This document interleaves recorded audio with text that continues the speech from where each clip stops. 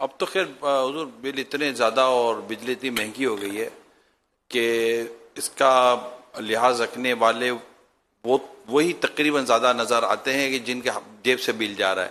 یعنی گھروں میں بھی جس کو پتہ ہے نا کہ پیمنٹ میرے کو کرنی ہے بل آئے گا تو یہ زیادہ تر اس کے جو ضائع ہونے کا احساس اب اس کو یوں اس وجہ سے شاید بڑھ رہا ہے کہ اس کے جیب پر لوڈ پڑے گا.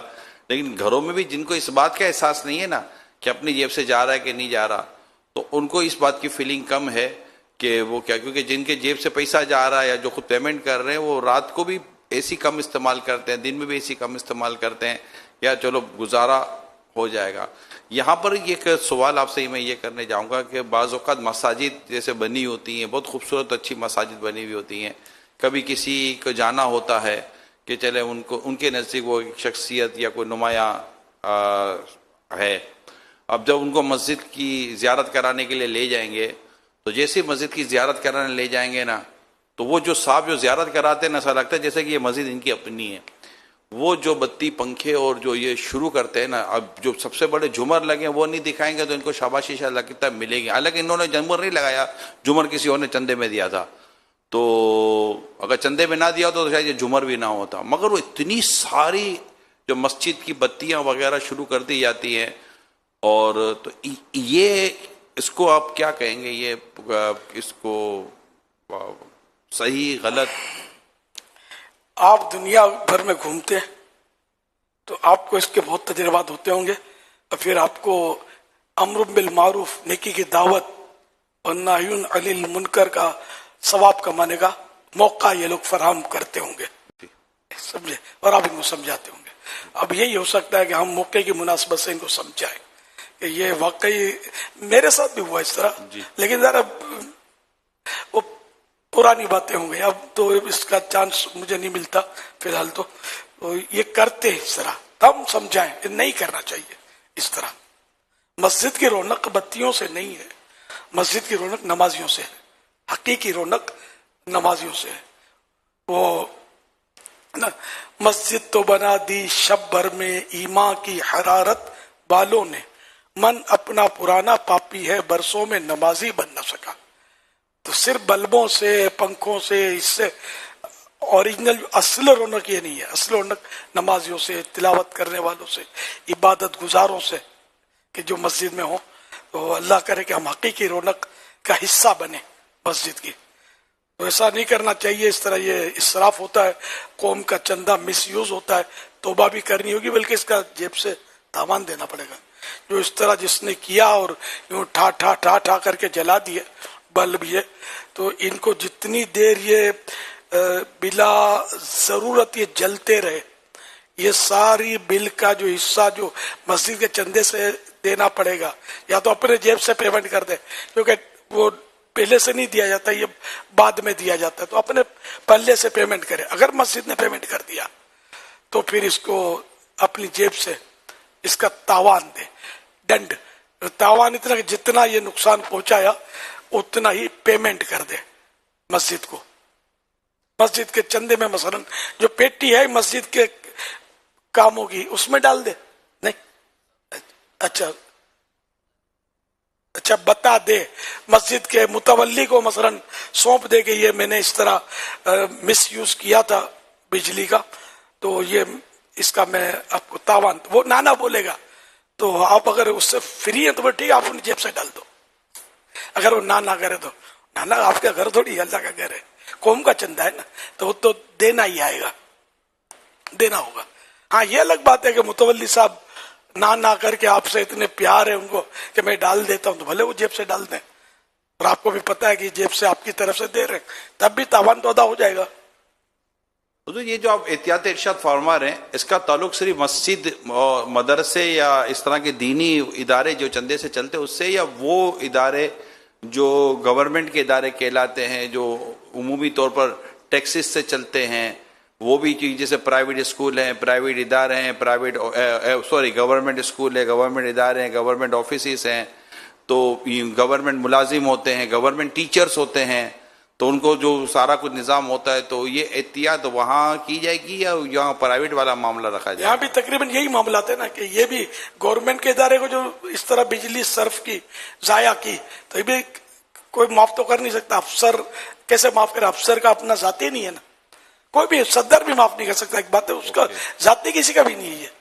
یہ بھی قوم کا ہی پیسہ ہے. گورنمنٹ جو چل رہی ہے, حکومت چل رہی ہے, یہ قوم کا پیسہ ہے. ہم نے سڑک ڈیمیج کر دی, سڑک کھود کے چھوڑ ہی دیتے نا لوگ. اب یہ دیکھیں چڑھائیں گے, چڑھا لی ہوں گی, مزید چڑھائیں گے. تو اس سڑکوں پہ گلیوں میں یہ گڑھے ڈال دیتے ہیں. وہ خاص کر کھچڑے بناتے ہیں آج کل محرم شریف میں. کھچڑا بنانا جائز ہے, کھچڑا کھانا کھلانا بھی جائز ہے شہدائے کربلا کی سال صاحب کے لیے. لیکن شہدائے کربلا کے نانا جان کی شریعت بیان کر رہا ہوں کہ اس طرح گلی کو نقصان پہنچایا, روڈ کو نقصان پہنچایا, سارا پیمنٹ کرنا پڑے گا. جیسا تھا ویسا بنانا پڑے گا. اول تو یہاں پکانا نہ چاہیے تھا, اب پکا لیا, سڑک ڈیمیج کر دی, توبہ کرے کہ سب کیا کائے کو. تو ظاہر نقصان پہنچایا آپ نے, اپنی انگلی کاٹ دی آپ نے, تو شرن جائز تھوڑی کہ اپنے آپ کی انگلی تو اب کاٹ دیں. تو بھائی عوامی حکومت ہے, یہ سب عوام کا حصہ ہے, تو آپ بولو جو چاہے کریں. نہیں ہو سکتا, ایسا نہیں کر سکتے. یہ سب مطلب یعنی کہ سمجھنے کی, سوچنے کی باتیں. اب تو اتنے, پہلے تو شادیوں کے کھانے بھی گلیوں میں پکتے تھے, ایک دور تھا. لیکن اب تو ایک سے ایک کچن کھل گئے, تو جو اس کی مخصوص جگہیں وہیں پکوا لیں. وہ بھی ہو سکتا ہے اتنا مہنگا نہ پڑتا ہو. گلی میں پکائیں گے تو ہوا سے تو نہیں پکے گا, تو لکڑیاں لگانی پڑیں گی اور دھواں اور مطلب بہت ساری تکلیفیں اٹھانی پڑیں گی. اس کو بھی پکانے والے ہی آتے ہیں, ہر فرد خود تو نہیں پکا سکتا دیکھ, تو وہ بھی ظاہر مفت نہیں آئیں گے, پیسے لیں گے. تو وہ کچن میں ڈائریکٹ پکا کر پکایا. اکثر تو لوگ پکا لے ہی لیتے, لیکن کچھ لوگ یہ کرتے ہیں کہ یہ روڈوں پہ گلیوں پہ یہ پکا رہے ہوتے ہیں. تو ایسا نہیں کرنا چاہیے. اپنے لیے تھوڑی پکا رہے ہو, شادی بیاہ کا کھانا ہے, ولیمہ عقیقے کا کھانا ہے, سالگرہ کا کھانا ہے, تو چلو گھر کی تقریب ہے نا. یہ اب گھر کی تقریب تھوڑی ہے, یہ تو ایک نیاز ہے, ایک لنگر ہے, پبلک نے چندہ دیا ہے, محلے والوں نے چندہ دیا ہے. اب یہ پورا محلہ کھائے گا, اب محلہ کھائے گا نا, محلے میں پکا لیا, تھوڑے میں کوئی چار دے کے ہم لوگ اپنے پکانے والے گھر لے جائیں گے. تو یہ پھر ہم پکائیں گے تو ہم کو مزہ آئے گا نا. رات بھر پکائیں گے, رات بھر مطلب کہ گھوٹے چھوٹے ماریں گے, تو یوں سارا کچھ ہوگا تو لگے گا نا کہ ہاں کوئی نیاز پکی ہے, کوئی رات گزاری ہے, تو کوئی اہتمام کیا ہے. اب کچن سے پکا لینا, پارسل ہی منگا لے, تو پھر کچن والے کو بولے دینا یا بٹوا بھی آپ دینا, تو پھر ہمارے گھر بھی بھجوا دینا. تو یہ وہ چیز تو نہیں ملے گی آپ کہہ رہے کہ یہ یوں کر لو پرائیویٹ. تو محلہ ہے, محلے نے چندہ دیا ہے, محلے میں پکے گا, سارے دیکھیں گے, اور پھر ہم پکائیں گے اور پھر محلے میں بانٹیں گے. تو یہ اس یوں مطلب کہ پرائیویٹ تو نہیں ہوا. سبحان اللہ, اتنا پیار ہے نیاز سے.